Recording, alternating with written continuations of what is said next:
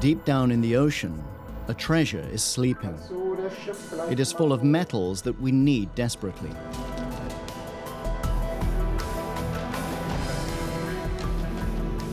But to this day, this subterraneous world remains as foreign to us as the moon. A mysterious universe populated by unique creatures.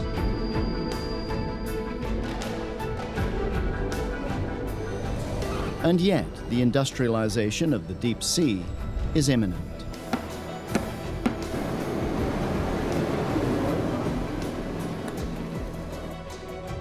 Can manganese nodules solve our raw material problems? Science ought to answer this question.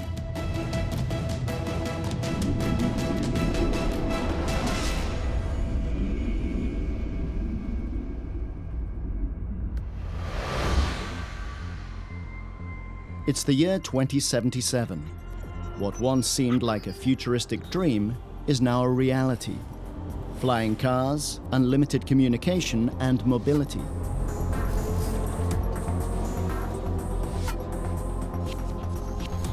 From another perspective, however, we've become even more dependent on the metals that make our nice lives possible.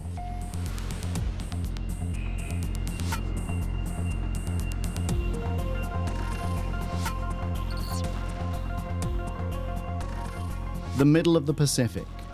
A good 60 years ago, we saw a way out of the raw materials crisis here. Today, an old research vessel sails across the area that Germany, the economic powerhouse, is supposed to save. It was once here already on its maiden voyage. Even back then, the markets were nervous, as metals were becoming in ever shorter supply.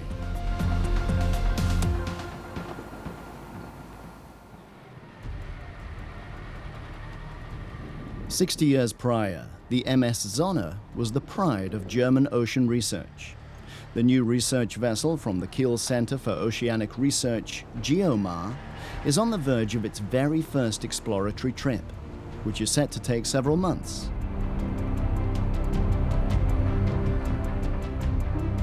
Scientists from all over the world want to explore the seabed of the Pacific. To do so, they will inevitably need to look to the future. A future in which raw materials will be mined from the seabed.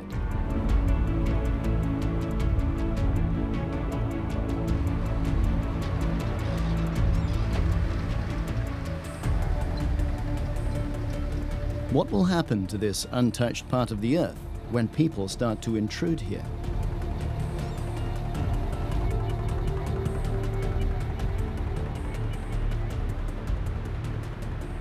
Researchers know that an industry utilizing deep-sea mining will advance well in an ecosystem that is important for the whole planet. The geochemist Matthias Heckel has worked with this unique world for decades. We can make a very good comparison between the seabed and the rainforest. Like all systems in which only few nutrients are available, we find a great deal of biodiversity. This is the case in the rainforest and in the deep sea alike. That means there are very few individuals and species, but with great variety amongst them. The researchers at least want to help to limit the damage that mining the metals from the seabed will cause. But to stop the mining altogether, the expedition leader Jens Greinert is a realist. We can't turn back the clock to a time when we didn't need ores. We also can't say to someone, don't use your iPhone or your computer anymore. Oh, and there's no TV either. So that means we'll always need ores, and we'll need more at that. We should make the effort to reduce our need for new ores as much as possible, but we'll always need more. We need to think, where are the ores supposed to come from? Sources on land are limited. We've been doing that for a fair while now, and major ore mines are slowly drying up. The wounds that we inflict on the Earth when we mine ore are immense. Chile has the largest copper deposits in the world. In fact, the whole country's economy is dependent upon it. That comes at a cost. It is not possible for life to exist in the areas surrounding the largest copper mines in the world. Open-cast mining has polluted the environment.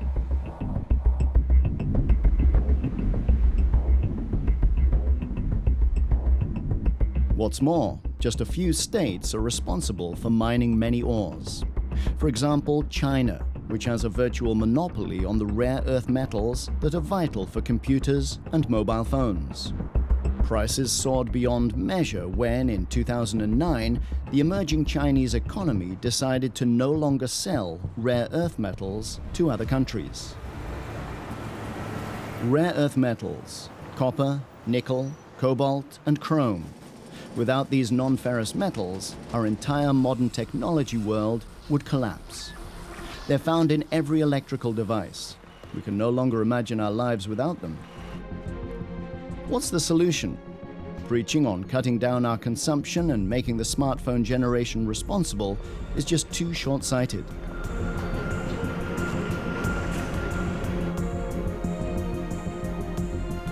Even environmentally friendly technology such as wind power demands large amounts of copper. Around 30 to 60 tons of copper are built into every wind power plant. Germany has a long tradition of ore mining. There were once ore mines all over the country. The Ore Mountains even owe their name to these rich resources.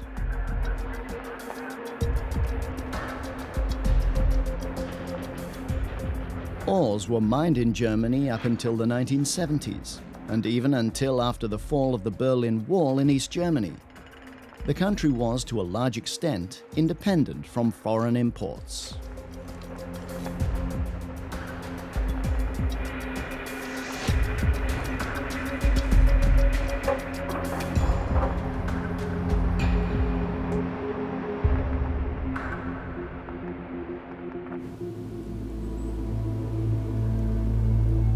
But the mines have long since been abandoned. The concentration of ores in the earth is in too short a supply compared to the mines abroad.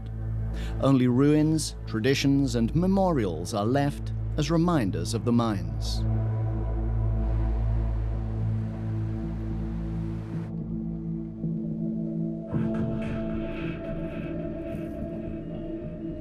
Meanwhile, Germany has made a name for herself in the world of metal recycling.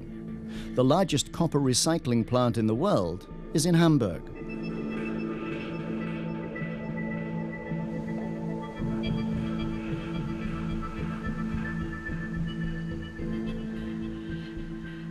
Nowadays in this country, up to 43% of copper is reused, an astoundingly high rate that remains unparalleled elsewhere.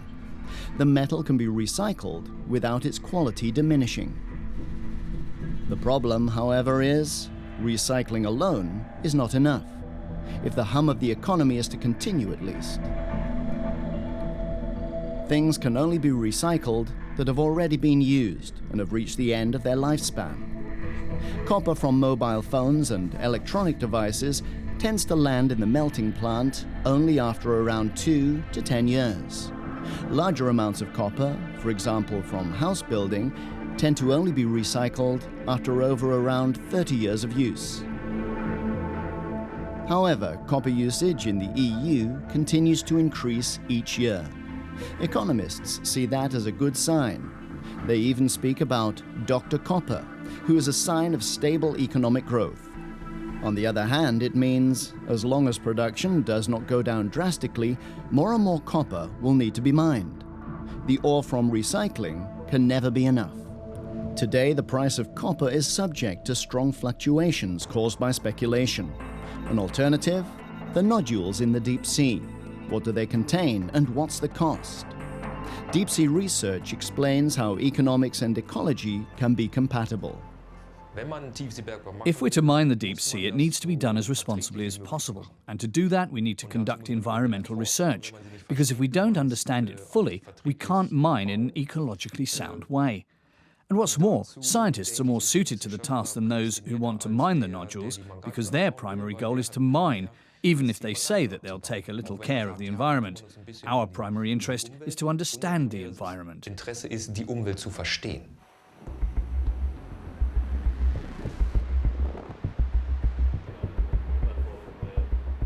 Pioneering work is absolutely necessary in the case of the deep sea, as the ecosystem here remains almost completely unknown to us.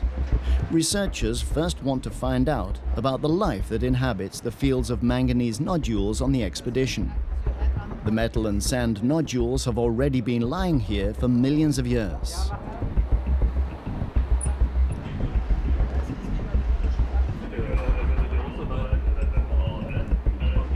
They're utilizing various methods to go about this. This claw cuts out pieces of the seabed, takes it up to researchers on the ship from a depth of 4 kilometers.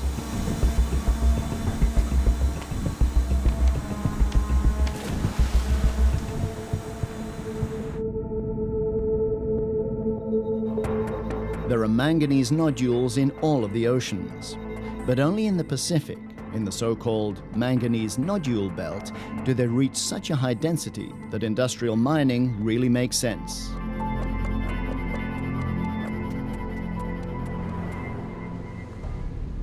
"150 years ago, the expedition, the Challenger, provided an insight into this mysterious world.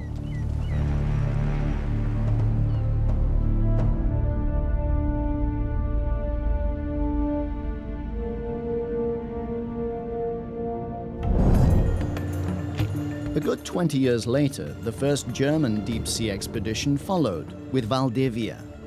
In 1898, the German Empire wanted to no longer lag behind Great Britain. For months, their researchers sailed through the Arctic. Back then, the conventional thought was still prevalent that the deep seabed was a lifeless desert. The German scientists tried to research the seabed with trawl nets.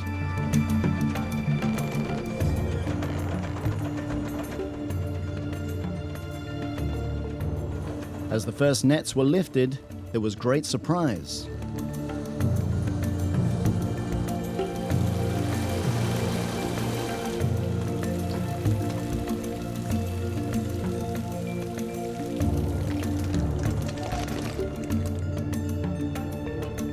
It was clear that countless animals were living on the seabed, and almost all of them were unknown to the researchers. Up on deck, they examined and categorized the foreign organisms.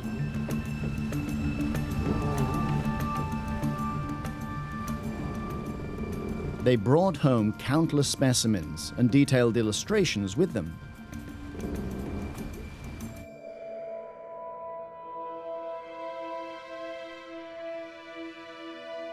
Even today, scientists have not yet managed to finish examining all of the containers of mysterious creatures.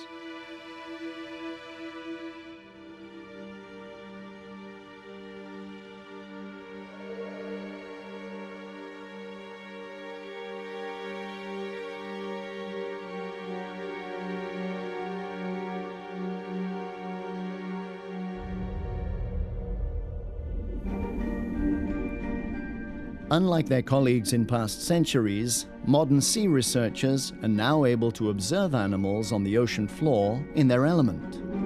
They've known for a long time that the deep sea follows its own rules. The clocks of the deep sea tick to their own rhythm. The animals here grow slowly and become very old, many only reaching sexual maturity at 30 or 50 years old.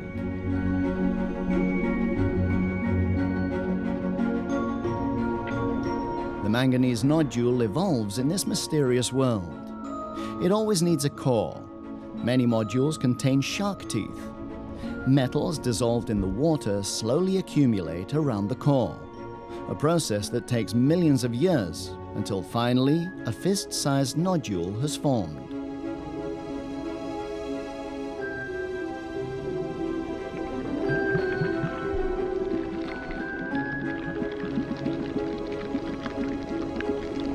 But how does this slow universe react to attacks from the outside?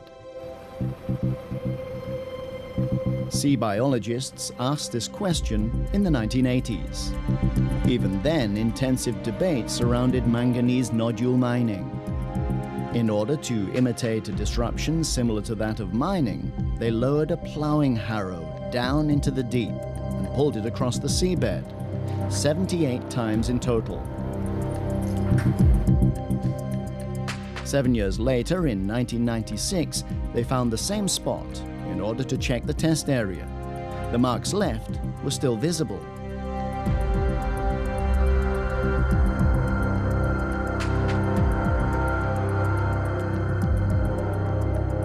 Today, a good quarter of a century after the original experiment, they're traveling back there again. More than anything, by now it has become much clearer how little we know about the deep seabed. Matthias Heckel accompanied the party in 1996 as a young doctoral student. The deep sea covers 70% of the surface of our Earth, and we have, up until now, really only made point measurements. 10, 15, 20 years ago, we thought everything in the deep sea was pretty much the same, even in an area such as where we are right now. Now we're in an area of 2 sea miles in diameter, so about 3.5 or 4 kilometers large. And normally, we always thought that on the scale of several tens of kilometers, everything is homogeneous and the same. And now we're seeing that even here, in these 3 or 4 kilometers, the variability is relatively large.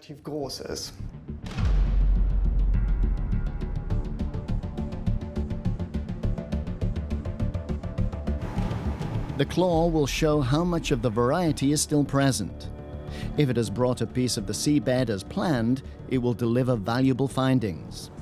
Every single specimen taken in the deep sea is a small piece of a mosaic that can generate more knowledge.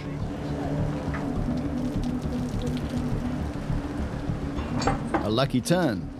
It's a good haul.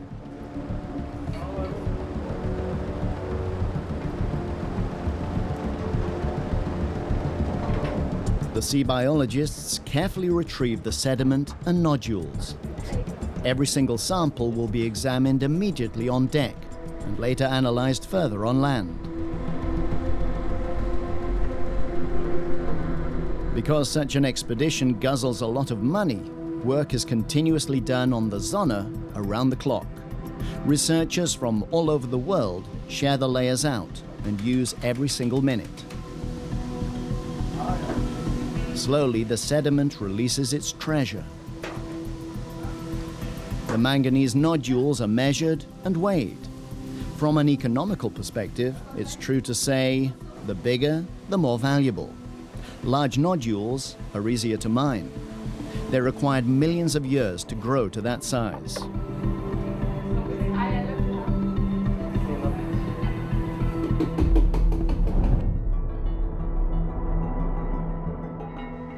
The sea has always fascinated mankind. Endless expanse, awe-inspiring waves, a space for yearning, around which countless myths are based, in which anything seems possible.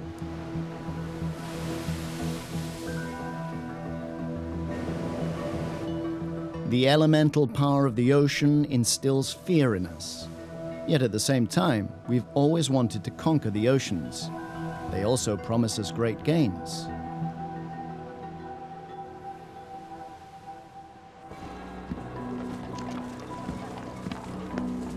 Even the earliest businessmen didn't dare venture into the dangerous oceans to make a profit.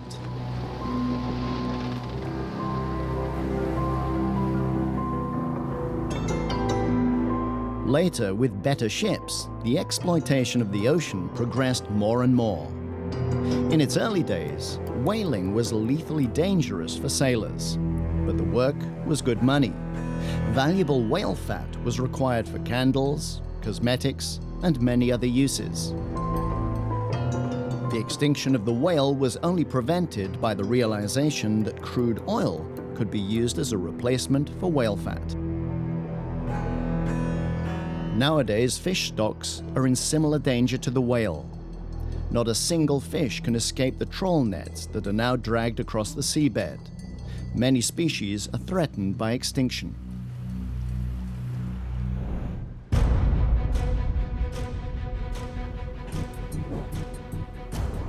Although the fish stocks in the deep sea are being ruthlessly exploited, the seabed remains unknown to us. It's true to this day. We know more about the surface of the moon than we do about the deep seabed. Every impression of the seabed is unique. These researchers are the first to be able to see the deep seabed in the same place that the earlier experiments happened 19 years ago.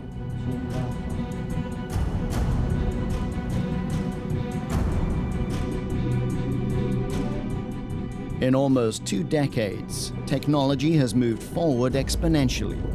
Today, much clearer images of this mysterious world are possible.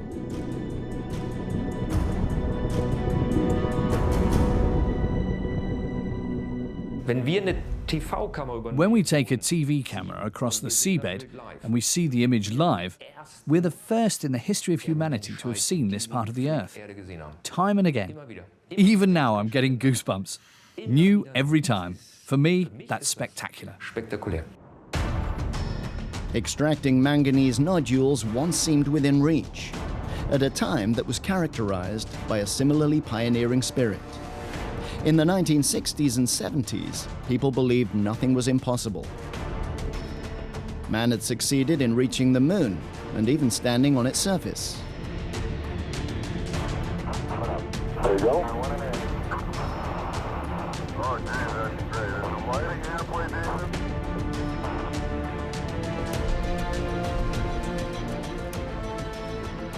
The Mariana Trench, probably the deepest part of the sea, had been navigated by the Frenchman Jean Picard with his submarine. What else was lying out of our reach? People dreamed of houses on the seabed, where they could live just as naturally as on land. But this optimistic time was also one of the most dangerous in history, the time of the Cold War between East and West. The Soviet Union and the USA stood irreconcilably against each other and left no stone unturned in their spying efforts. When a Russian submarine sank in the middle of the Pacific, the USA used manganese nodules as a cover-up story. A ship built by the billionaire Howard Hughes was apparently going to research how manganese nodules could best be extracted. In reality, the American CIA wanted to salvage the submarine. It was the most expensive CIA venture in history. The international public swallowed the story of the manganese nodule mining. The submarine, however, tore apart while being retrieved. Only parts of it made it to the deck to be analyzed. The hype surrounding the manganese nodules back then was short-lived. Ores were cheap. The mines on land seemed inexhaustible. Today, on the other hand, extraction from the seabed seems inevitable. All over the world, research is being carried out looking into how the raw materials can best be extracted from the nodules. The Rhine-Westphalian Technical College in Aachen is at the forefront of this field. At first, the operation looks simple. The nodules are made smaller.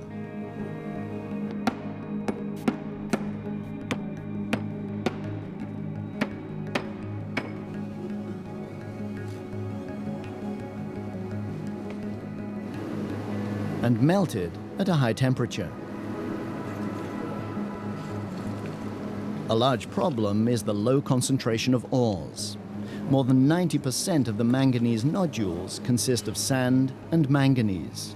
Both materials can be used, but are already in good supply on land. It is not necessary to carry out costly deep-sea mining for sand and manganese.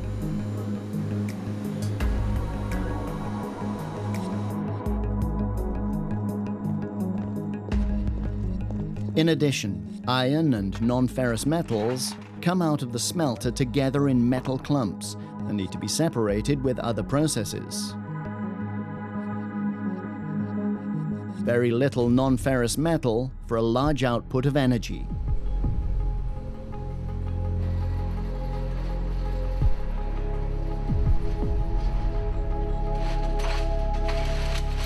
Amongst other things, it's due to this metal that deep-sea mining is still at the top of the agenda of the European Union.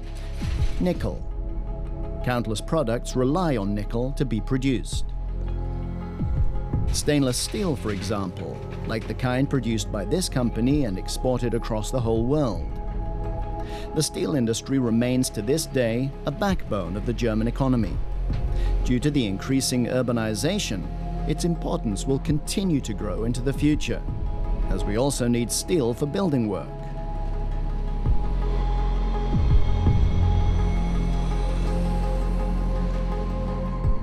But it is estimated that global nickel supplies will be exhausted in 40 years. And what then? Researchers are currently testing which substances can replace nickel, but the alternatives are not yet wholly convincing.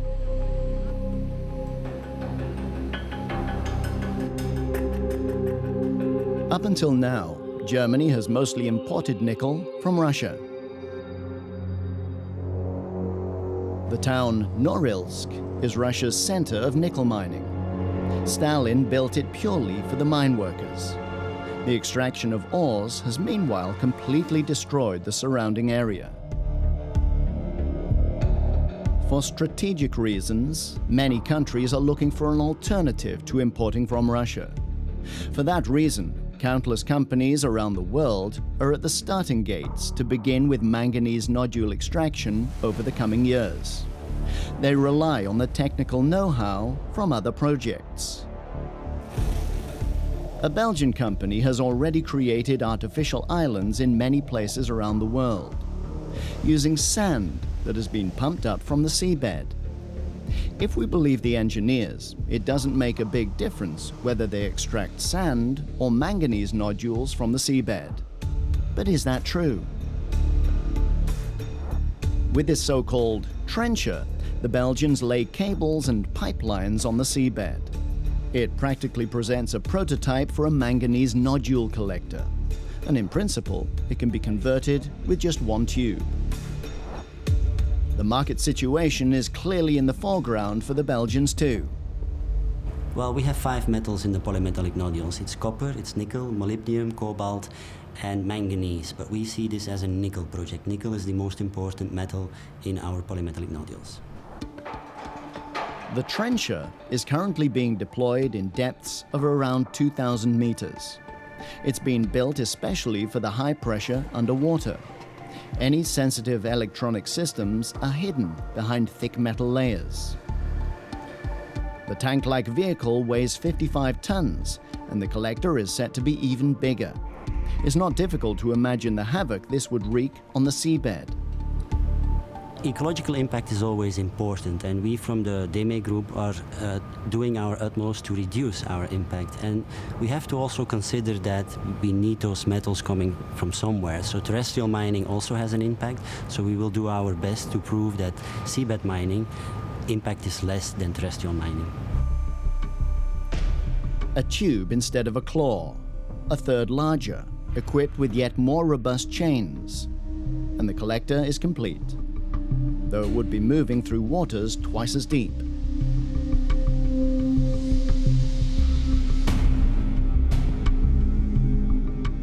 All around the world, many companies are working on concepts for manganese nodule mining. Essentially, the principle is always the same. A tank-like vehicle is released from a ship onto the seabed. Technicians sit on board the ship who steer the machine. On the seabed, the collector sucks the nodules up. It takes the top 15 centimeters of the ground up with it and creates great swirls of sediment. Still in the water, the nodules are gathered in interim storage and finally are pumped on board.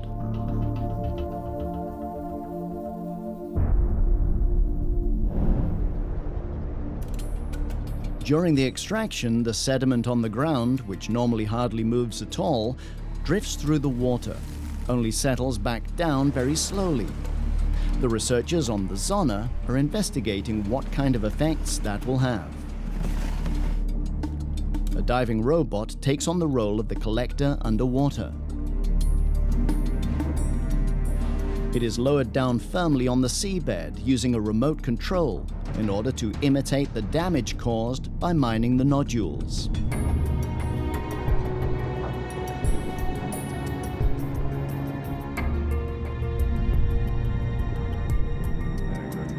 The fine sediment can be dangerous for the animals and plants on the seabed.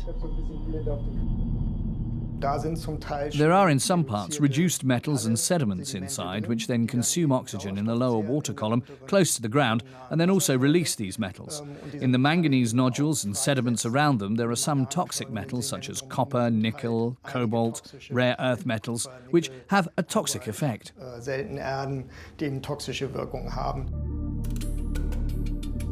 In order to see more precisely how the animals react to this disturbance, the researchers catch individual animals on the seabed using the diving robot and expose the released metals to a concentration that will be about realistic during mining. The sea cucumber tries to escape. It's determined, but unsuccessful.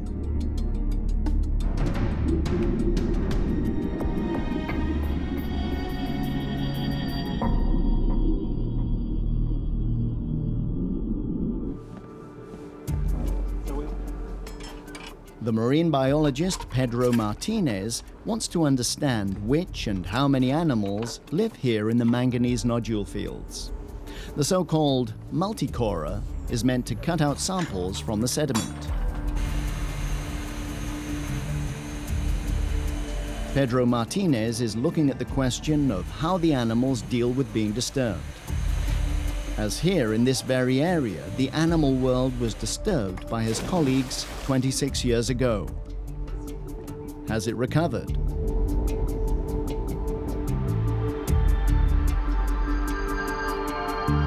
There is much excitement as the sea researchers heave the multicorer back onto deck. Up until now, they haven't managed to take samples with it.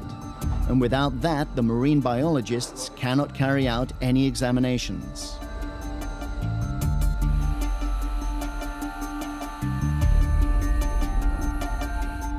Did it work this time?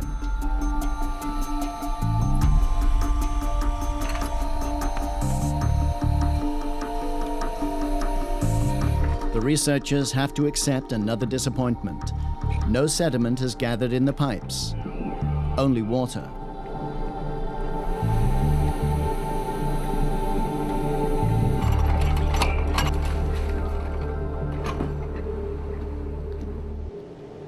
They have more luck using another method.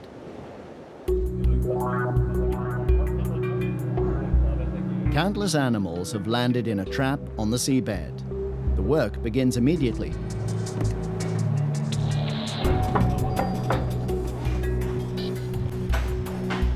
Up to now, nobody has known which plants and animals live on the nodules and around them. If the animals don't appear anywhere else, it means that the mining of the nodules is their death sentence. So now every single creature will be examined on board and carefully categorized. All the samples are prepared to be taken away. Across the sea, they will later be delivered to laboratories all over Europe.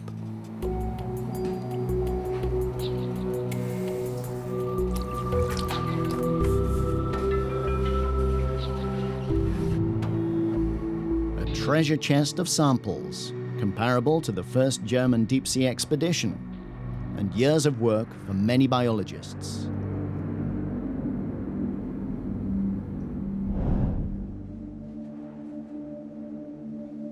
Pedro Martinez can only conduct a precise analysis of the animals back on land, in his laboratory in Wilhelmshaven.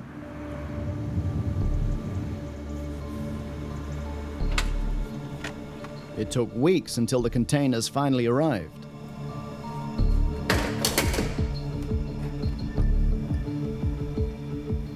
Just like before, unknown species are still sketched out today.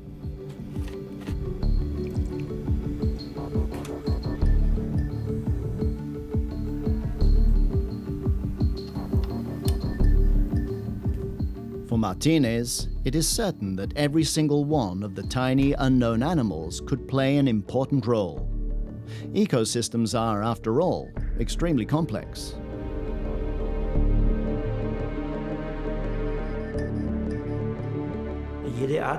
Every kind is unique. Each plays a role in the ecosystem and also has a place in the food web. So if certain species disappear, even if they're small, that can then have a measurable influence. The genetic analyses have not yet been concluded. The scientists will only be able to say in a few months' time what kinds of animals live solely in the nodule fields. Nonetheless, it is already clear. There are very many species in the deep sea, and most remain unknown. We estimate that 99% of the species that live there have not yet been classified. 99%. With mining, we would wipe out life, without knowing how important these organisms could be for the entire ecosystem. An incalculable risk.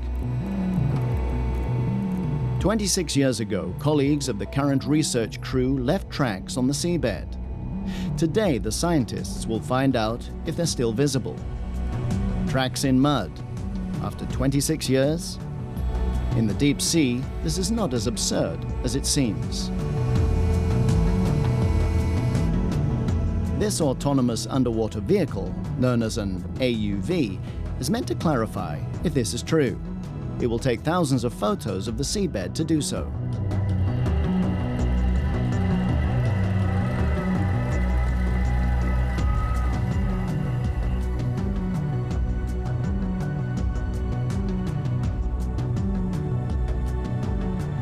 Later, the computer will put these photos together in a large mosaic, another piece of the puzzle to help us understand the deep sea.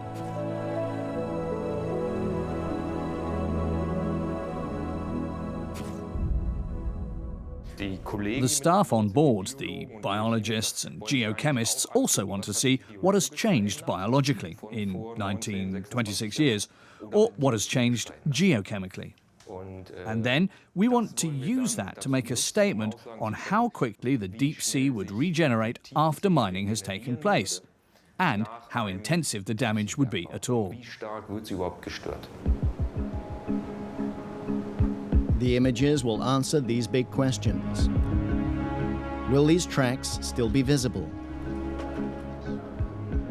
The scientists wait impatiently for the underwater vehicle.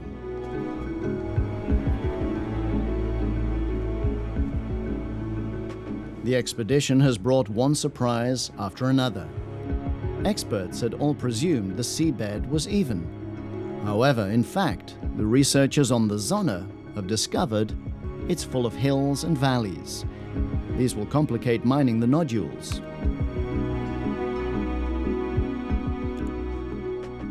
The computer slowly puts together a mosaic from the images of the seabed. After 26 years, the tracks from the ploughing harrow are still just as clear as if they had been made yesterday. But how bad is that? That's where opinions differ.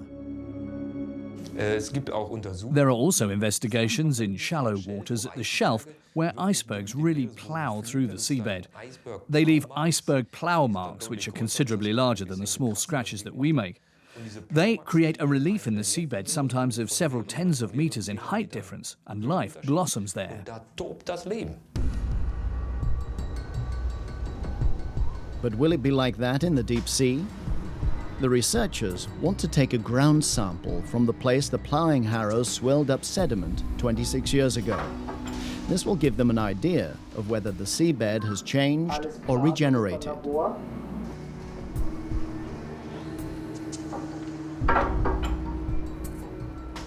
The output of the gravity corer is very precise work. Can you move the ship 5 meters to the north again?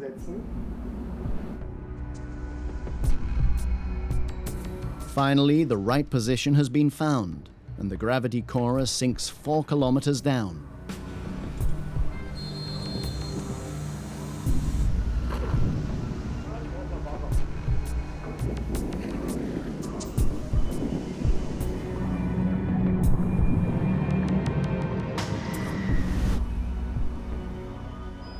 If it is not lowered down onto exactly the right part of the ground, the sample taking will not be successful. Winch stopped. Winch stopped.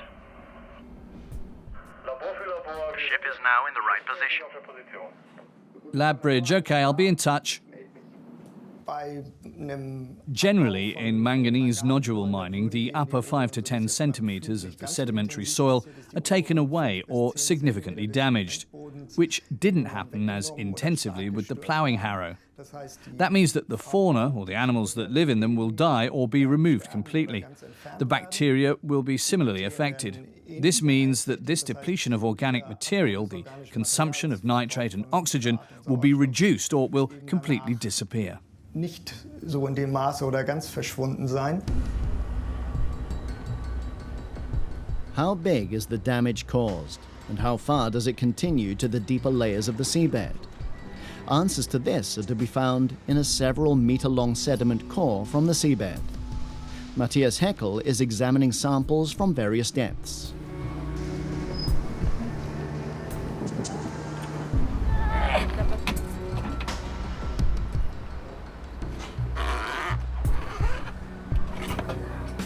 The sediment core operation was successful. On board the Sonne, many staff members help out when a task needs to be completed quickly. The team quickly brings the core to the cold storage room in order to take out individual samples. Due to the ploughing harrow 26 years ago, oxygen got into areas in which it usually doesn't occur. The first results that we can see, primarily relating to the oxygen profile, is that oxygen can freely penetrate into the sediment. The microbial activity in the surface sediment is still significantly damaged after 26 years. I had expected that the microbial activity would have been able to recover more quickly. Damaging geochemical processes in the ocean can signify a dangerous interference. The seas are giant CO2 storage spaces. They absorb CO2 from the air. It's partly bound in plankton and sinks to the ground. It's partly transported by streams deep underwater and can stay there under certain conditions for centuries. An additional part is given back to the atmosphere from the surface. Because of its large surface, the seabed, especially in the deep sea, is the great motor of our global carbon cycle. It's the great stabilizer of our climate on a timescale of around 100,000 years. In addition, there is a second cycle that we come into contact with when we operate in the deep sea, and that is oxygen. At the end of the day, the floor of the deep sea stabilizes oxygen levels. We're now talking about a timescale of around more than 2 million years.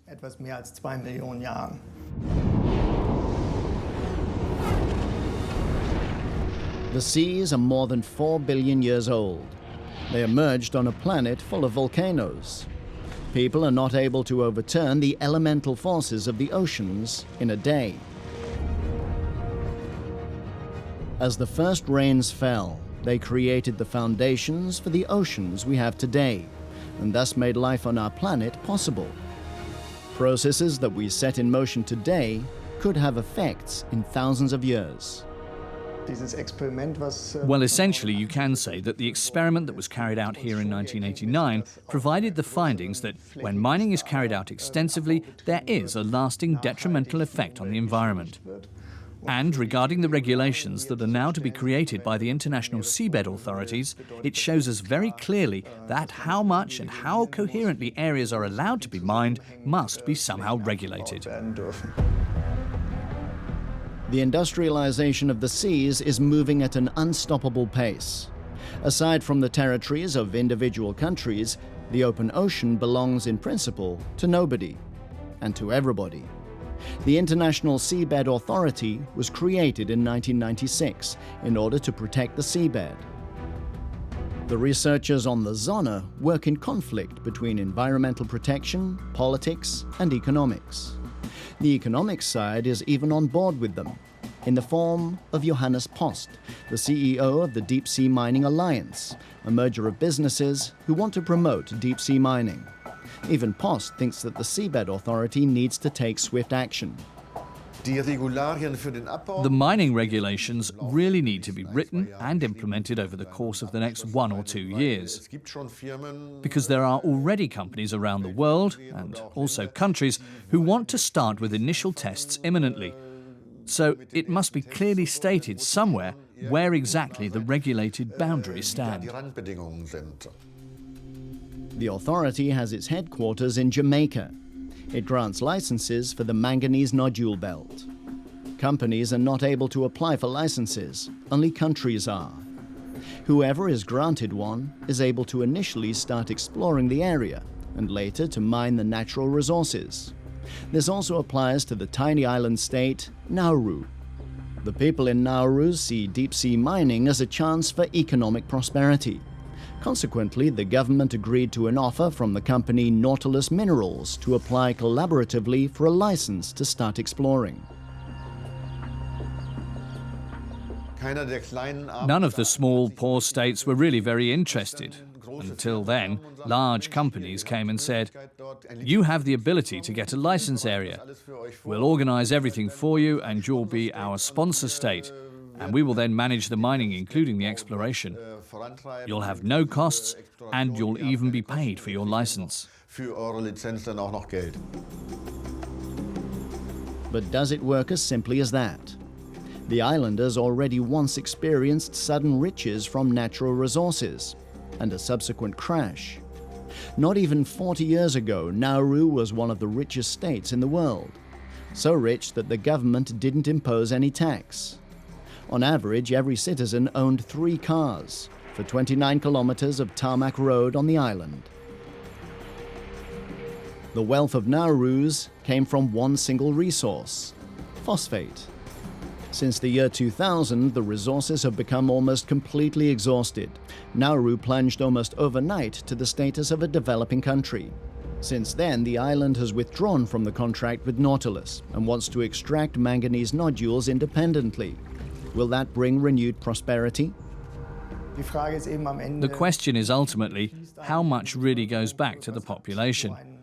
What does a third world country get from it when they get mined by a large Western company? That leads to the danger that only a small percentage of the upper class in the country gets the money, and the rest of the population get maybe 2 or 3 additional schools, and that's it.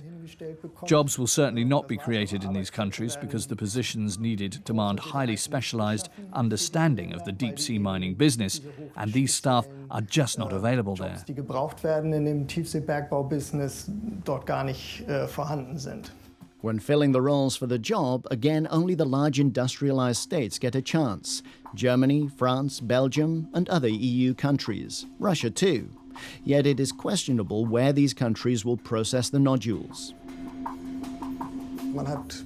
There is just as high an amount of waste as in land deposits, because at the moment, at least the international legislation on the high seas states that the leftover slurry may not be put back. So the disposal needs to be taken care of on land somehow. And well, for me, as industrialized countries, that's a point that we have to really think about.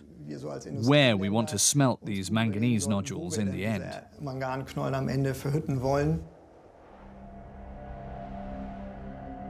Latin America is not far, and to get the manganese nodules all the way to Germany would not make sense economically.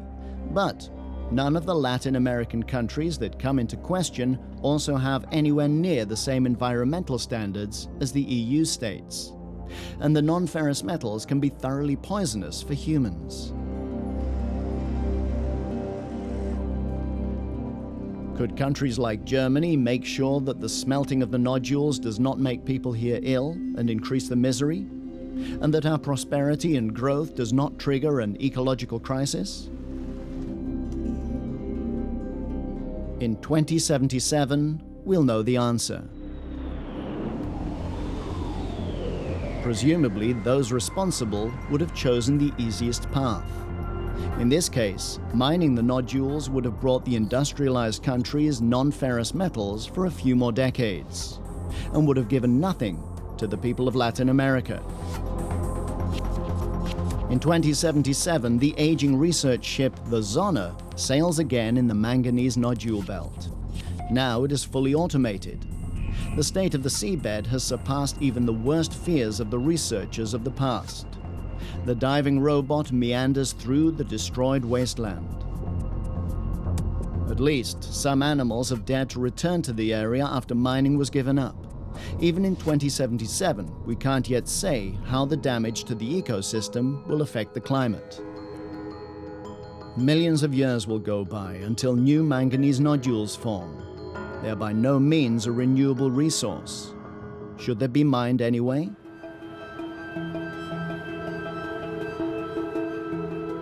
Even the researchers reach different conclusions. It's a huge resource that is deep down in the ocean. And if I mine something on land, I also make a very large impact that could influence humanity more directly than if I do it under the sea. Ultimately, it's a question for society as a whole. Do we want to touch everything that we have the technical capability to? Or do we want to progress a little in our actions and move towards methods that really are regenerative? Before we now approach a new resource in the ecosystem that is essentially important for the whole planet, for which we cannot accurately assess the consequences. Who decides on the priority? Deep sea mining has a financially powerful lobby. The seabed doesn't.